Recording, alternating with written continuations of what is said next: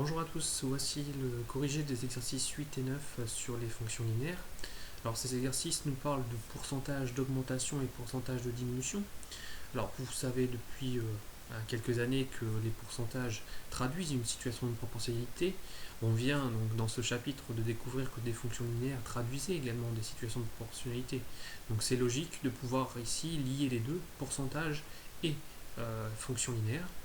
Donc explication de ce que vous faisiez notamment en classe de quatrième, lorsqu'on vous demandait donc un exercice avec un pourcentage, vous aviez tendance à utiliser ce pourcentage pour calculer la valeur de correspondance de ce pourcentage que vous ajoutiez ou que vous retiriez dans un second temps en fait à la valeur de départ.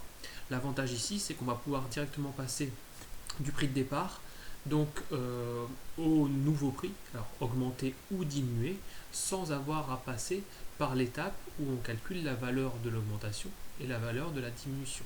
Voilà.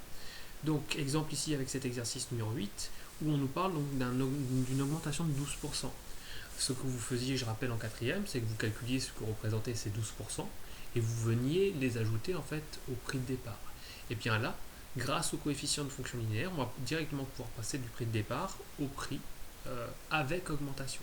Donc comment? Et bien tout simplement, si on ajoute 12%, en fait il faut considérer que si vous payez le prix affiché, vous payez 100% donc, de l'article. Donc si j'ajoute 12%, j'ai donc maintenant à payer 100% du prix initial plus les 12% que l'on m'a rajouté, soit un total de 112%. Donc en fait, je peux traduire par une fonction linéaire de coefficient donc 112 sur 100 ou sous forme décimale 1,12. Voilà pourquoi en fait ici j'ai écrit f de x égale 1,12x. Forcément, il en est de même avec une augmentation de 26%. J'ai toujours mes 100% à payer auxquels je rajoute ces 26%, soit un coefficient de fonction linéaire de 126 centièmes, 126 sur 100, qui sous forme décimale me donne 1,26.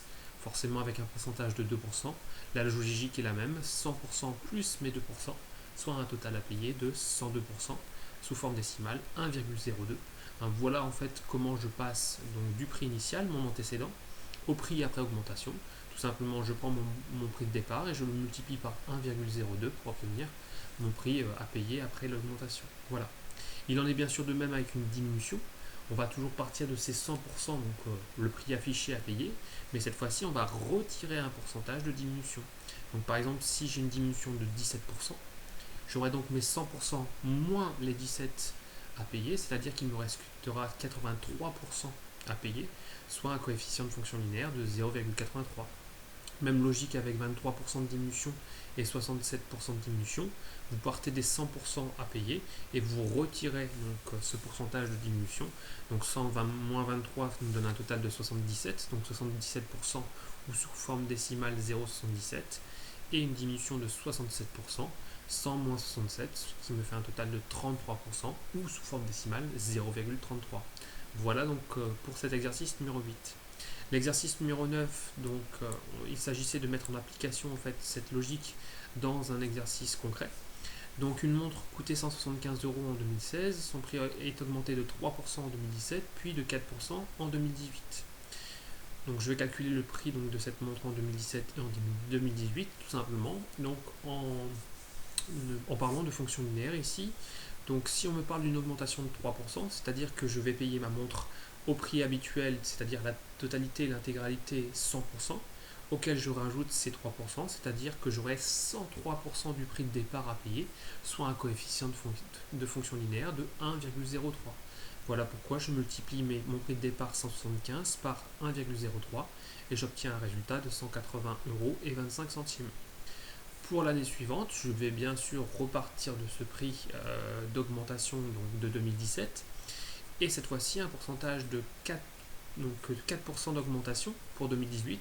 Donc même logique, j'ai toujours mes 100% à payer, le prix affiché, auquel je rajoute ces 4%, ce qui me fait un total de 104% par rapport au prix de départ à payer, que j'écris sous forme décimale 1,04. Voilà pourquoi en fait on multiplie 180,25 par 1,04, ce qui nous fait un résultat de 187,46 €. Voilà donc le prix de la montre en 2018. Deuxième question, donc calculer le pourcentage d'augmentation sur les 2 années. Alors attention au piège, forcément, on se dit tiens, j'ai augmenté de 3%, puis après de 4%. Donc la logique voudrait de dire qu'on a augmenté de 3 plus 4, c'est-à-dire de 7%, ce qui est totalement faux. Pourquoi? Parce que les 3% étaient augmentés par rapport à 1175 euros, alors que les 4% ont été augmentés à partir de 180,25 euros. Donc c'est pour ça qu'en fait on n'avait pas la même base de départ, pas le même prix de départ, donc il est totalement incohérent de venir additionner ces deux pourcentages.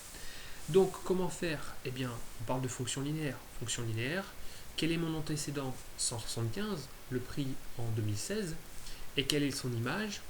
187,46, le prix en 2018.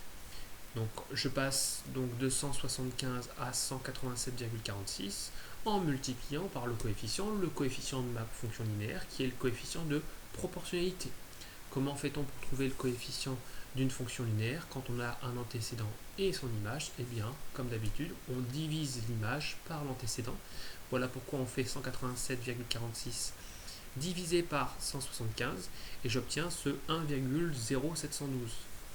Donc, on va le traduire sous forme de pourcentage. En fait, 1,0712, ça fait, si je multiplie par 100, ça fait en fait 107,12%, sachant que c'est une augmentation. Donc si j'ai augmenté, j'ai quelque chose de plus par rapport au prix de départ, par rapport au 100%. Donc en fait, j'ai 1 plus 7,12%. Voilà. Donc en fait, le pourcentage d'augmentation sur ces 2 années est de 7,12%. Alors vous allez me dire, oui, c'est très proche des 7% que j'aurais obtenu si j'avais fait 3 plus 4%. Oui, je suis d'accord, on aura toujours un résultat qui sera très proche de cette addition, mais qui logiquement ne sera pas égal. Donc attention à ne pas vous faire piéger. Voilà pour la correction de ces deux exercices. J'espère avoir été clair. À bientôt.